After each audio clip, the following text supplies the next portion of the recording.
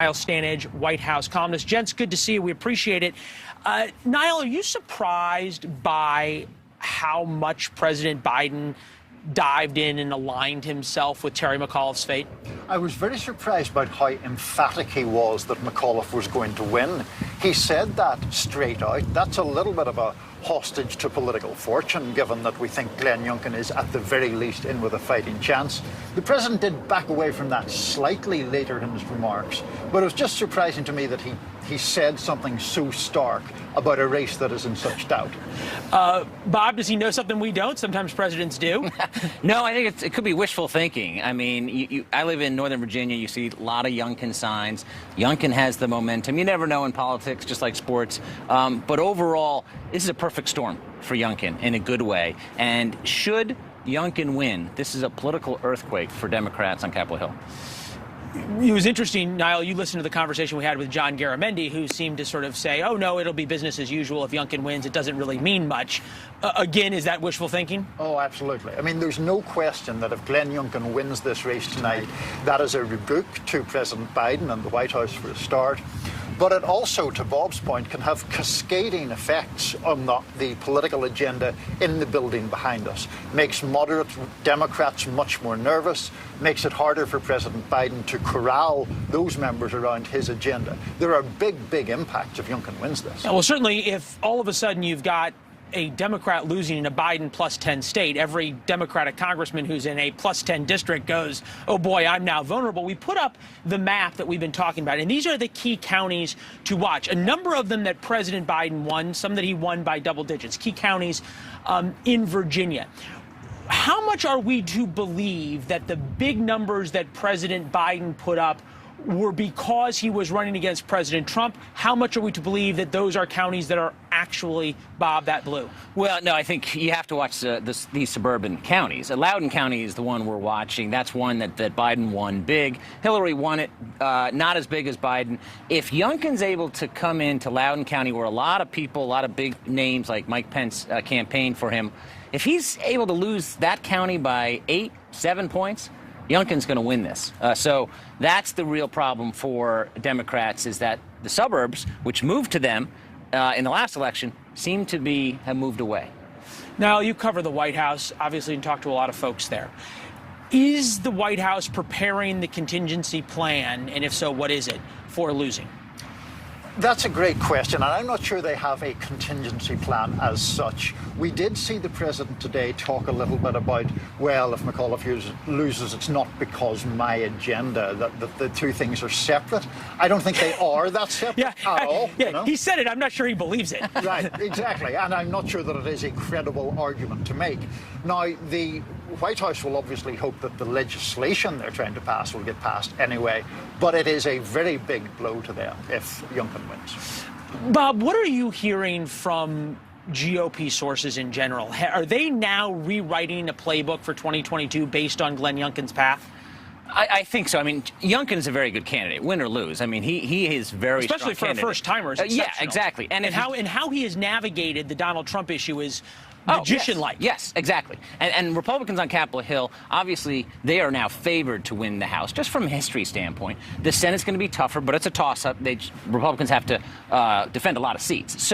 But they've got to look at someone like Youngkin, who towed the Trump line, but also didn't upset the base. And listen, if Youngkin wins this race, maybe not 2024, but he's got to be in the discussion for the White House.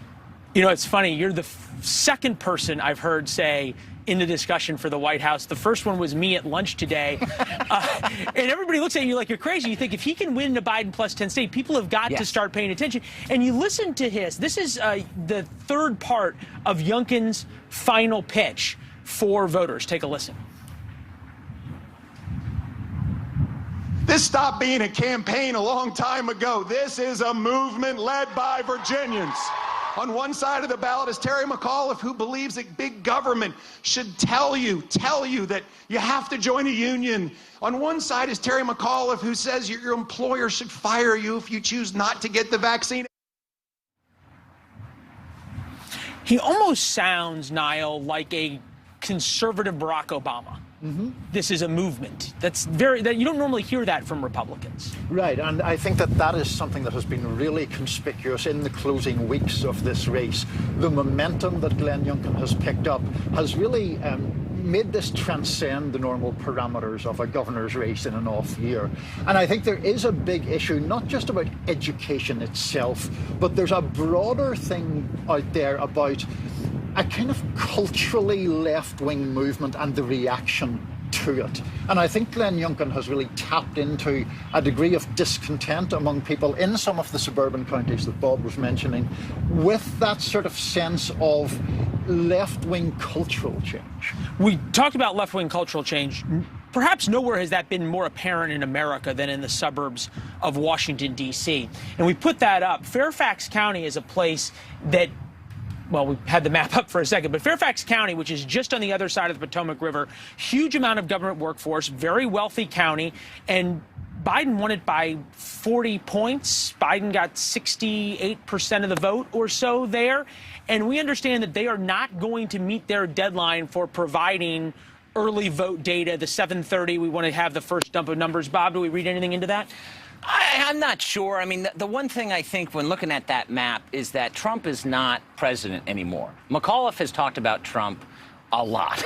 I mean, a lot. And he's not president. He's not on social media. He's been banned by Twitter. I don't think that strategy works. And I talked to some Democrats, and they're kind of baffled that McAuliffe started to bring in Washington types like Biden into Virginia and nationalize the race when nationally it's not going so well. And education, which is both a national and local issue, does favor Youngkin now because he's seized on it. Yeah, I just want to get your guys' thoughts on this. We're going to figure out which county just dumped a bunch of votes in right now. The race is certainly tightening up here. A lot of red counties. We just got some early voting data from Prince William County. McAuliffe up there. It's only a couple of thousand votes, so that doesn't matter. Loudoun County, actually, we just got some big numbers in. This may be interesting to you guys. In Loudoun County, McAuliffe is ahead, but only by about 10 points. That's certainly not the 20-plus points that President Biden won by. Yes, that's a very good sign for Youngkin. That if it's around 10 or 12, maybe gets down single digits. I mean, then that's it's the early over. vote data. Youngkin can see and there's a lot more to go, but that's a very early good sign for Youngkin. All right. Hey, gentlemen, great to see you, Bob, as always. Good to have you in person. Niall, all right, gentlemen, thank you very much. Obviously, we're going to keep watching Loudoun County. And thanks for watching. Click the red subscribe button below so you can get more of NewsNation's fact-driven, unbiased coverage.